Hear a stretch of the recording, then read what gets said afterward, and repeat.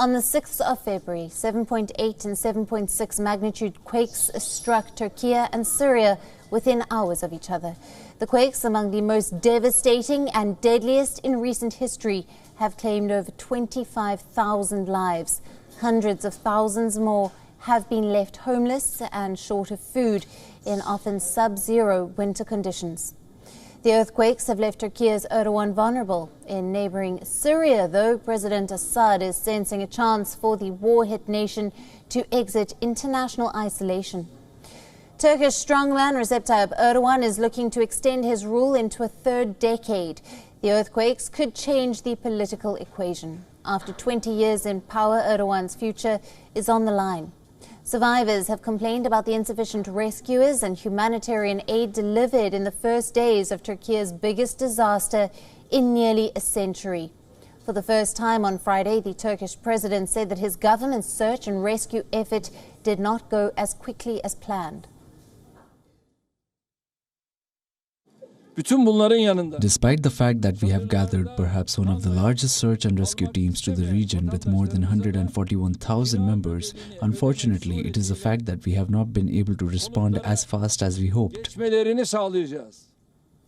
Experts have flagged blatant disregard for construction regulations. Erdogan failed to act. In Turkey, high-quality concrete has to be reinforced with ribbed steel bars. Turkish norms stipulate that vertical columns and horizontal beams must be able to absorb the impact of tremors. Had these norms been followed, countless buildings would have survived the quake fury. And then there is anger over Turkey's temporary Twitter block during the quake rescue. Twitter access was blocked for around 12 hours as people scrambled to find loved ones. The government said Twitter was being used to spread disinformation. For Turkey's rulers, the quakes have been game changers in the past. The 1999 quake became a defining moment for Erdogan's accession to power. The response to the 1999 quake left the people of Turkey disillusioned with their leader back then. Decades later, the same fate might be awaiting Erdogan. In neighbouring Syria, a politically isolated Bashar al-Assad has received calls and aid from Arab leaders. Analysts say that Assad could leverage the momentum to bolster regional support. A day after the disaster, Syrian president received a call from his Egyptian counterpart offering support. The call marked the first official exchange since Abdel Fattah al-Sisi assumed office in 2014. While Cairo and Damascus have maintained relations during the 12-year war, the Arab League suspended Syria in 2011. Some Arab countries have severed ties with the war-hit nation.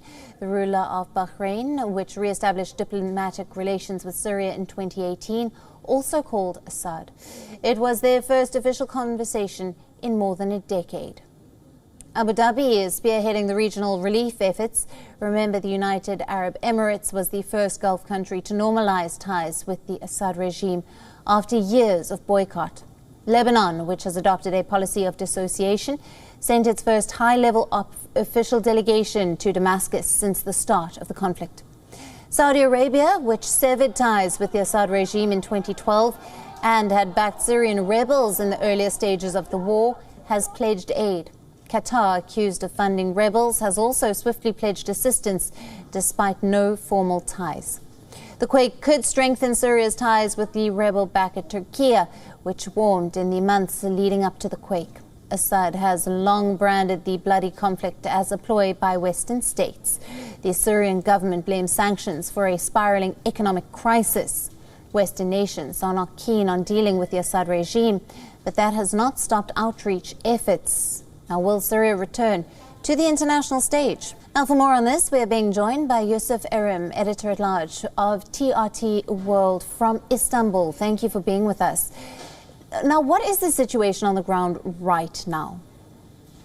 Well, right now, rescue efforts are still in full swing, even though it is a miracle for people to stay alive at the sixth day.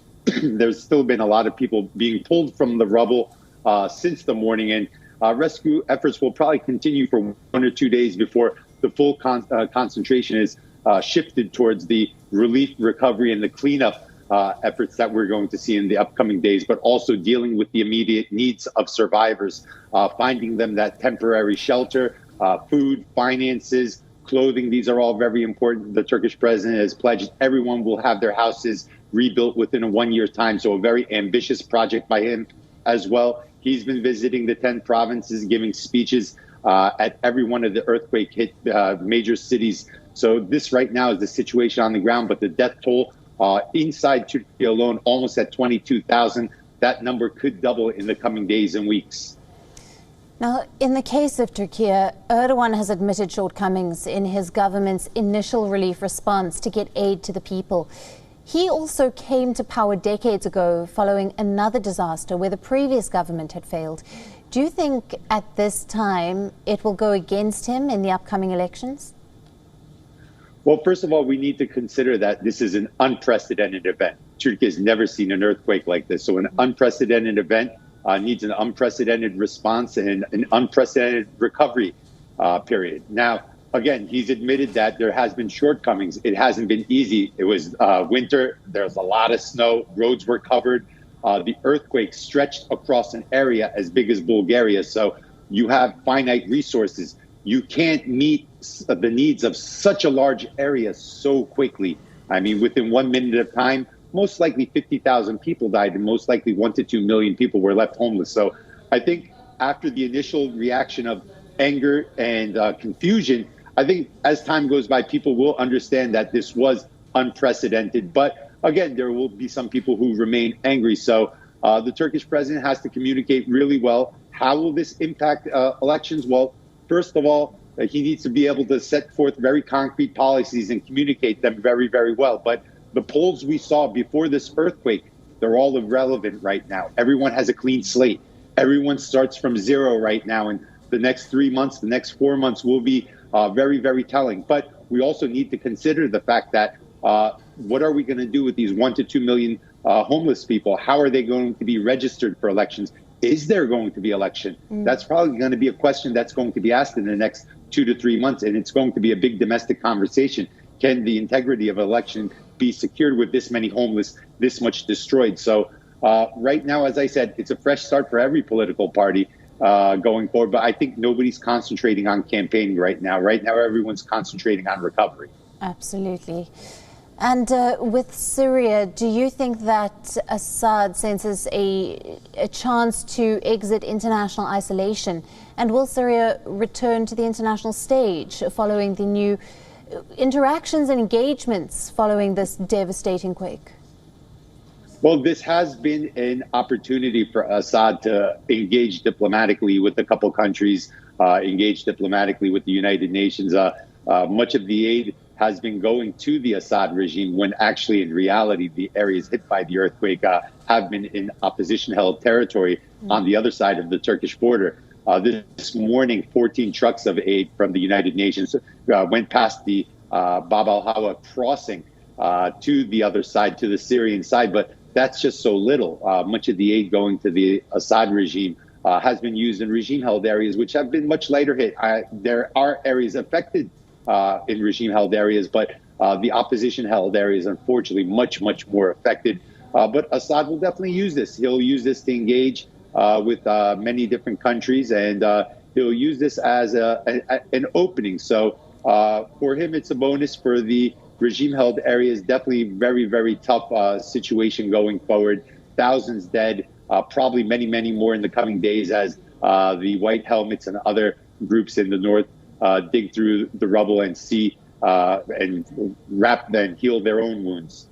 Absolutely. But one more thing I wanted to add regarding the international community. I think the messaging from the U.S. side had been very important. When a couple of weeks ago, when Turkey increased its dialogue with the Assad regime, we saw comments coming from the White House and from Secretary Blinken that it wasn't right to normalize. So I think the United States position is still very strong not to normalize with the Assad regime. So that will probably keep many of the Western countries at bay. But many of the Middle Eastern countries and many Eastern countries may use this as an opportunity to begin more normalization efforts going forward. Absolutely. Yusuf, thank you very much for bringing us all the latest on this devastating quake. WION, now available in your country. Download the app now. Get all the news on the move.